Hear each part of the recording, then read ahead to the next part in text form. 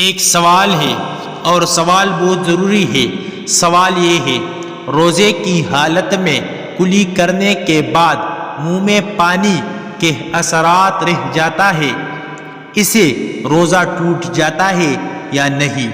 تو جواب غور سے سنیں، بہت ضروری سوال ہے۔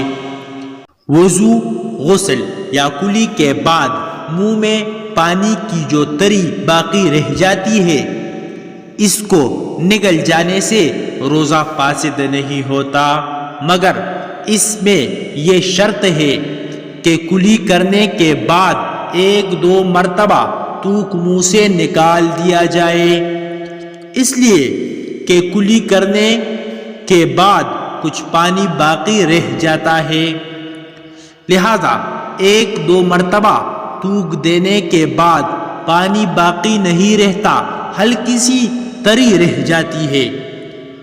حضرات، اگر آپ نے ہمارے چینل کو سبسکرائب نہیں کیا تو ہمارے چینل کو سبسکرائب کریں اور ساتھ میں گھنٹی کا بٹن بھی دبائیے تاکہ ہمارے نئی ویڈیو آپ لوگوں کو بر وقت پہنچے۔